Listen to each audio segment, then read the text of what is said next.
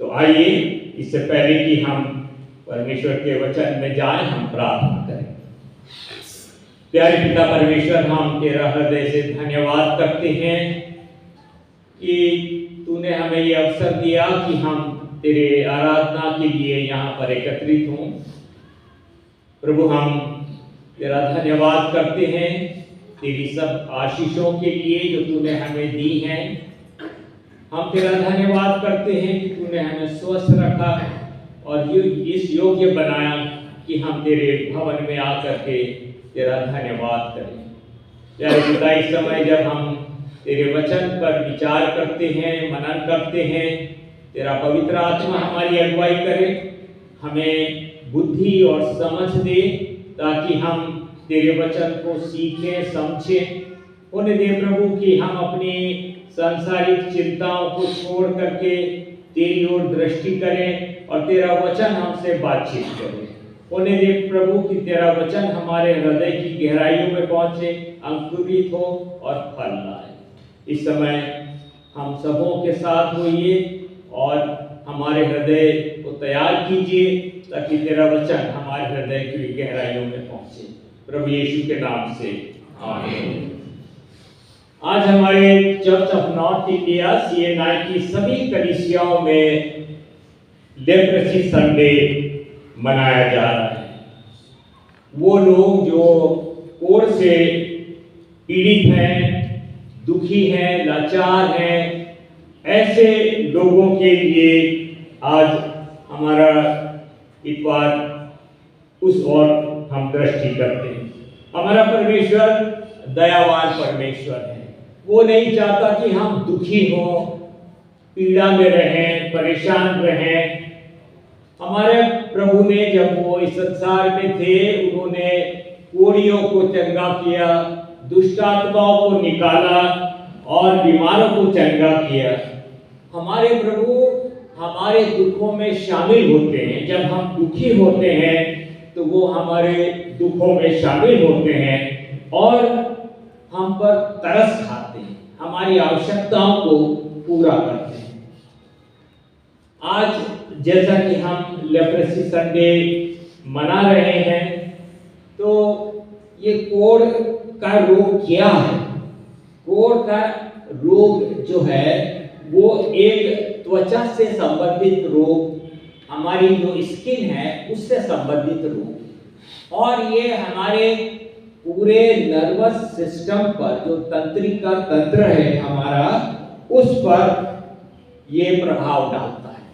इस रोग के कारण शरीर पर धब्बे हो जाते हैं और वो सुन्न हो जाते हैं। वहां पर एक तरह से कोई प्रभाव नहीं होता है। अगर किसी कोढ़ी के जहाँ पर उसका दाग है, धब्बा है, और उस पर एक जलती हुई माचिस भी रख दी जाए तो उसको अनुभव नहीं होगा। और ये धीरे धीरे ये रोग फैल जाता है, पूरे शरीर में फैल जाता है और ये बहुत ही भयानक रोग है। हाथ पैर की उंगलियां गलने लग जाती हैं और चेहरा भद्दा हो जाता है, शरीर पर घाव हो जाते हैं और कोढ़ी एक दुखदाई मृत्यु, एक स्लो डेथ से मरता है। सन 1873 में नॉर्वे के डॉक्टर हैंसन ने ये पता लगाया कि ये बीमारी क्यों होती है, और उन्होंने ये पता लगाया कि ये बीमारी एक बैक्टीरिया से होती है जिसका नाम माइकोबैक्टीरियम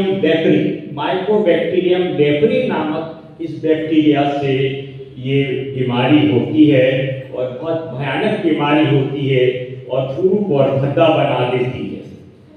तो उनके इस खोज के बाद काफी प्रयास किए गए, इस रोग के इलाज के लिए प्रयास किए गए, और हम परमेश्वर का धन्यवाद करते हैं कि आज इस रोग को हमने कंट्रोल कर रखा है। बहुत इस पर, इसके उन्मूलन में काफी सुधार हुआ है और आजकल बहुत सारे ऐसे इलाज हैं जिससे कि अगर शुरू में इस कोढ़ का रोग का पता लगाया जाए तो वो काफी उस पर रोक लगाई जा सकती है और मनुष्य को आगे उसकी कुरूपता को और उसके शरीर में घाव को रोका जा सकता है। आजकल आर्टिफिशियल लिम्स भी बन गए हैं, ऐसे कृत्रिम अंग भी बन गए हैं जिससे कि उंगलियां जो पाँव की, हाथ की, उनमें वो लगा करके वो कर सकते हैं। बहुत से ऐसे रोजगार के अवसर भी कोढ़ी लोगों के लिए किए गए हैं जिससे कि वो अपनी जीविका कमा सके। एक कोढ़ी की दशा बड़ी खराब होती है, दुख भरी होती है, उसका जीवन बहुत दुख भरा होता है। वो शारीरिक रूप से, भावनात्मक रूप से, सामाजिक रूप से, पारिवारिक रूप से बहुत दुखी और त्यागा हुआ होता है, उसका बहिष्कार कर दिया जाता है। प्रभु यीशु के समय में एक कोढ़ी समाज में नहीं रह सकता, वो किसी धार्मिक अनुष्ठान में भाग नहीं ले सकता, उसे शहर से दूर कर दिया जाता था और वो एक अशुद्ध मनुष्य माना जाता था और वो किसी स्वस्थ व्यक्ति के पास नहीं आ सकता। अगर कोई स्वस्थ व्यक्ति है तो उसको बताना पड़ता था चिल्ला करके, अशुद्ध अशुद्ध अशुद्ध, अर्थात मैं अशुद्ध हूँ और मुझसे दूर रहो। लोग उन्हें अछूत समझते थे, कोई उनको छूता नहीं था, सब उसे त्याग देते, परिवार के लोग त्याग देते थे और रिश्तेदार त्याग देते थे, कोई उनसे मिलता नहीं था, कोई संबंध रखता नहीं था। तो आज भी कई लोग कोढ़ी से दूर रहना चाहते हैं और उसे अछूत समझते हैं। तो कोढ़ी की दशा सचमुच में बहुत ही दयनीय होती थी। मेरे माता पिता ने लगभग 30 वर्ष लेप्रेसी होम में काम किया, कोढ़ियों के घाव पर पट्टी बांधी, उनकी सेवा की और मैंने उनकी स्थिति को देखा, उनकी दयनीय स्थिति को अपनी आंखों से देखा है। इसलिए मैं कह सकता हूँ कि वो सचमुच में वो बहुत ही दुखी मनुष्य है। एक कोढ़ी जो है वो बहुत ही दुखी मनुष्य है, उसको सब त्याग देते हैं, सब उसका बहिष्कार कर देते हैं, वो आत्मग्लानि से पीड़ित होता है, वो धीरे धीरे मृत्यु की ओर बढ़ता है और वो बहुत ही निराश हो जाता है। तो कोढ़ी का जीवन बहुत निराशाजनक होता है, लेकिन हम परमेश्वर का धन्यवाद करते हैं कि आज इसका इलाज काफी संभव है और बहुत से ऐसे नए तरीके इलाज शुरू हो गए हैं, जैसे MDT मल्टी ड्रग थेरेपी नामक इलाज शुरू किया गया, जिससे कि काफी आराम हो जाता है और रोगी जो है वो डिफॉर्मिटी यानी कुरूपता से बच जाता है और उसको एक तरीके से काफी हद तक रोग को बढ़ने से रोका जा सकता है। और ये देखा गया है कि ये रोग बहुत जल्दी फैलने वाला नहीं है, ऐसा इन्फेक्शियस नहीं है, लेकिन इस पर ध्यान रखना बहुत जरूरी है ताकि प्रारंभ में ही, शुरू में ही इस रोग का पता लगाया जा सके। बहुत से बच्चे, करीब 15 से 20% जो रोगी होते हैं उनके बच्चों को ये भी रोग है और अगर पता लग जाए और उसका इलाज शुरू कर दिया जाए तो वो एक सामान्य जीवन व्यतीत कर सकता है। बाइबल हमको ये बताती है कि कोढ़ का और पाप का संबंध है, कहीं कहीं इसको श्राप के रूप में भी बताया गया है। बाइबल में हम कोढ़ को पाप और अशुद्धता के रूप में पढ़ते हैं।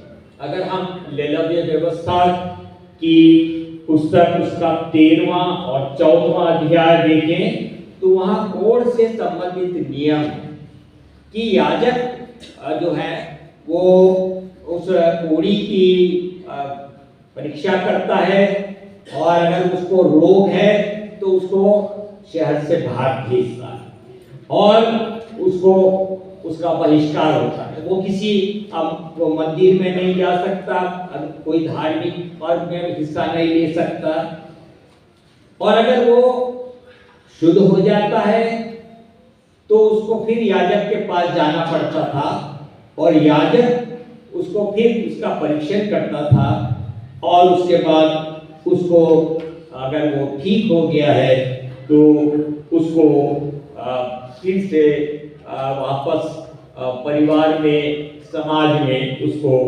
जगह मिल जाती थी। क्योंकि उस समय में मेडिकल साइंस ने इतनी तरक्की नहीं की थी तो बहुत से त्वचा के रोग वो कोढ़ ही समझ लिया जाता था।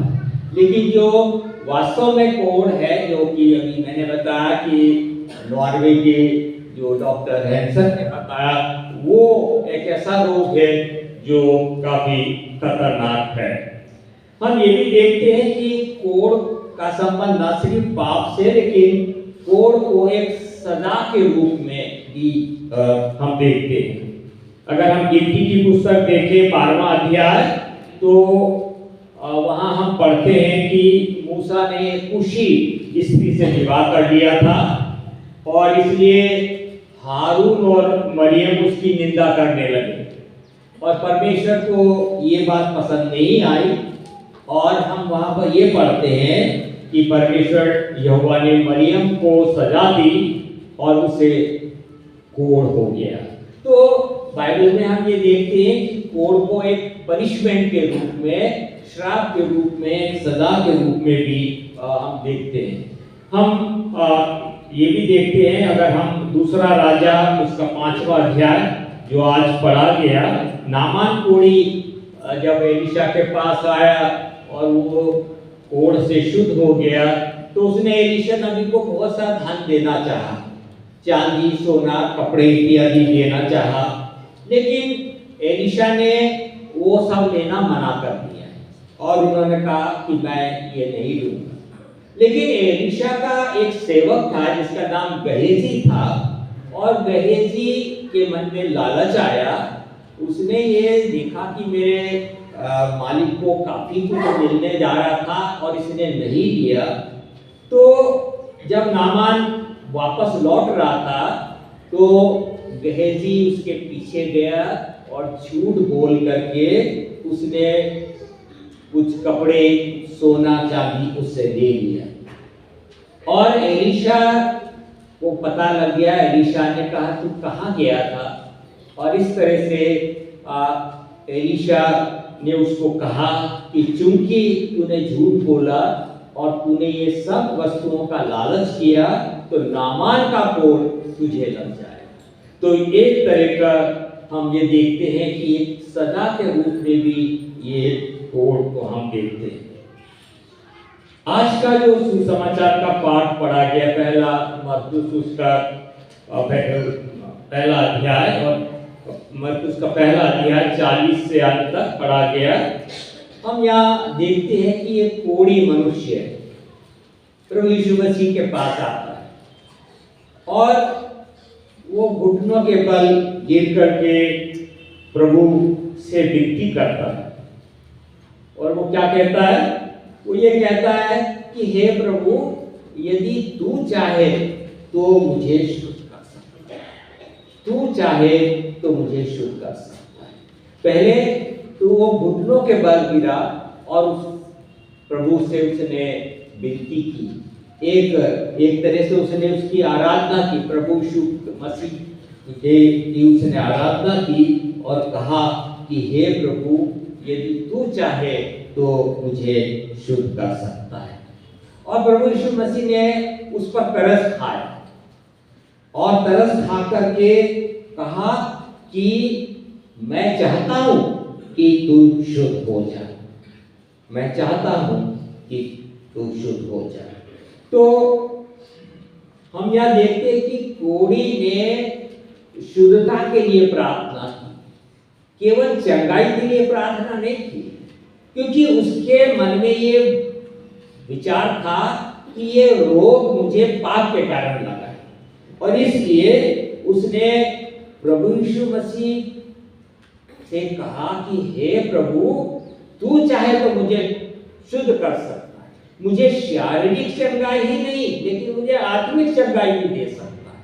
और उसने शारीरिक और आत्मिक दोनों चंगाई के लिए उससे प्रार्थना की, और एक उसके मन में एक इच्छा जागृत हुई कि यही मुझे चंगाई दे सकता है। उसके मन में एक विश्वास था कि प्रभु यीशु मसीह ही मुझे चंगाई दे सकता है और कोई नहीं दे सकता। और उसके बाद हम देखते हैं कि प्रभु यीशु ने उसको मना किया कि तू ये मत बताना लोगों को कि मैंने तुझे चंगा किया है, लेकिन वो बहुत प्रचार करने लगा।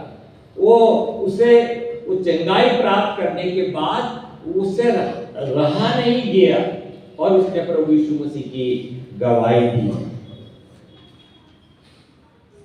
जब हम इस शारीरिक कोढ़ की बीमारी पर मनन करते हैं, सोचते हैं, तो मनुष्य ने बहुत कुछ इसके इलाज के लिए प्रयास कर लिया है, लेकिन एक कोढ़ और है, वो आत्मिक कोढ़ है। पाप एक आत्मिक कोढ़ है।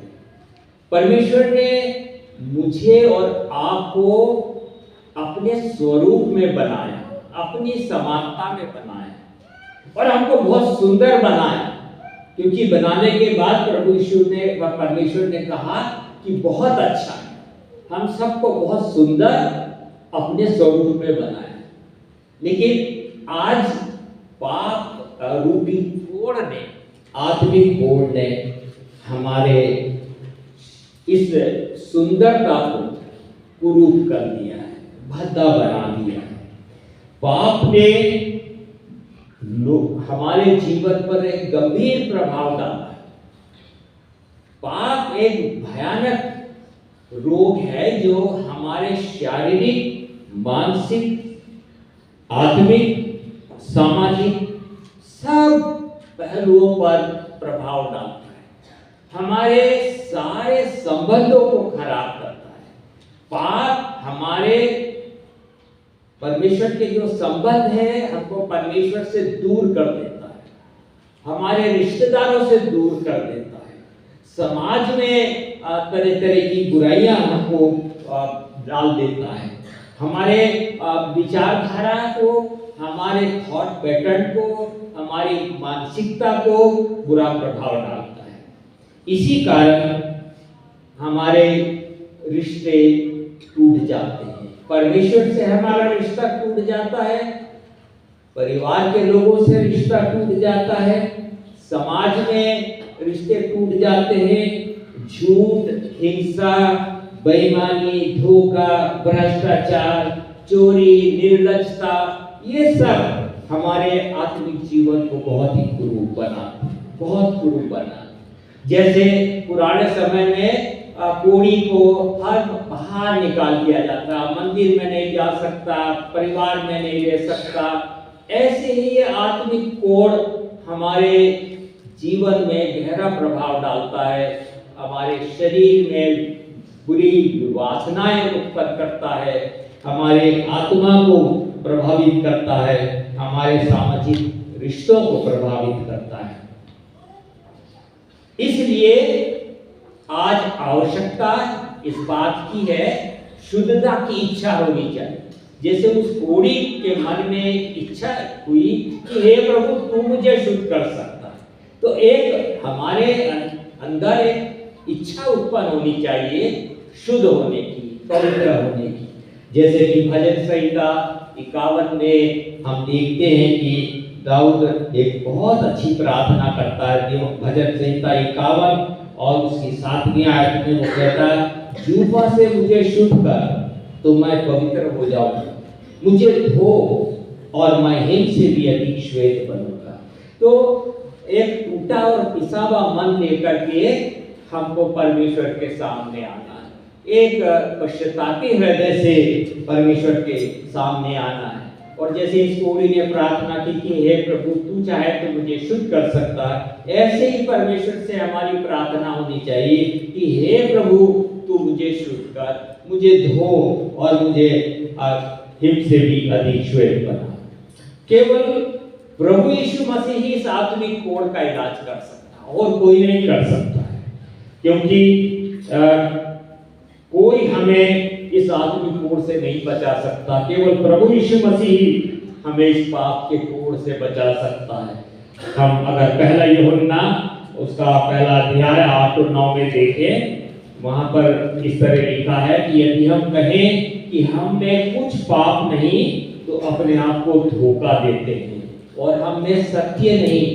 यदि हम अपने पापों को मान लें तो वह हमारे पापों को क्षमा करने और हमें सब अधर्म से शुद्ध करने में विश्वास योग्य और धर्मी। केवल प्रभु यीशु मसीह विश्वास योग्य और धर्मी है, वही हमें शुद्ध कर सकता है।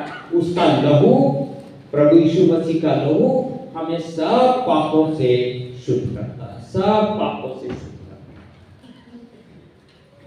है। प्रभु यीशु मसीह कोड़ियों पर तरस खाते हैं, उन्होंने कोड़ियों पर तरस खाई, 10 कोड़ियों पर भी तरस खाए और प्रभु अपना हाथ बढ़ा करके कोड़ियों को छूते हैं, जबकि एक कोड़ी को छूना मना था और उन्होंने छुआ और कहा मैं चाहता हूं तू शुद्ध हो जा। हमें भी ऐसे रोगियों पर तरस खानी चाहिए, उनकी मदद के लिए हमें हाथ बढ़ाना चाहिए। हमें किसी न किसी रूप में ऐसे लोगों की, ऐसे परिवारों की जहाँ पर कोड़ का रोग है, हमें मदद करनी चाहिए। बहुत अच्छी बात है, कई ऐसे कलीसियाएं हैं जो लेप्रोसी मिशन के में जो बच्चे हैं जिनके माता पिता कोड़ से ग्रसित है, उन बच्चों की शिक्षा के लिए, उनके सुख सुविधाओं के लिए, उनको आगे बढ़ाने के लिए वो कोशिश करते हैं और दान देते हैं। हम परमेश्वर का धन्यवाद करते हैं कि वो बहुत अनुग्रहकारी है, दयालु है, करुणामय है और वो नहीं चाहता कि मनुष्य रोग से दुख उठाए। वो नहीं चाहता, वो हमारे दुखों में सम्मिलित होता है, क्योंकि भजन सहित यशायाह नबी की पुस्तक 53वें अध्याय में लिखा है कि उसके कोड़े खाने से हम चंगे हुए। वो दुखी पुरुष था। प्रभु यीशु हमारे दुखों में दुखी होते हैं और हमें शुद्ध करना चाहते हैं, और परमेश्वर ये चाहता है कि हम ऐसे दुखी रोगी लोगों के लिए प्रार्थना करें, उनकी हर संभव मदद करें। किसी भी रूप में हम मदद कर सकते हैं, उनकी मदद करें। न सिर्फ हम कोड़ के रोगियों की, लेकिन कितने ऐसे हैं जो कैंसर से पीड़ित हैं, HIV से पीड़ित हैं, एड्स से पीड़ित हैं। ऐसे बीमारियों से जो पीड़ित हैं उनके लिए हम प्रार्थना करें, अपना हाथ उनकी लिए बढ़ाएं ताकि उनको किसी किस्म की मदद हो। और वो चाहता है कि हम ऐसे दुखी, निराश, बीमार लोगों के लिए प्रार्थना करके और उनकी आर्थिक सहायता करके या किसी और रूप में सहायता करके हम उनकी मदद कर सकते हैं। साथ ही हम परमेश्वर का धन्यवाद करें लेप्रोसी मिशन के लिए, जो बहुत कार्य करते हैं और कोड़ी लोगों के बीच में कार्य करते हैं।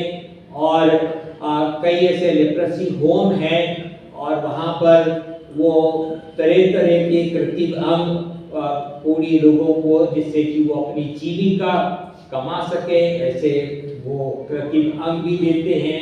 उनके जीविका का कोई ना कोई साधन बनाते हैं जिससे कि वो अपने जीविका कमा सके।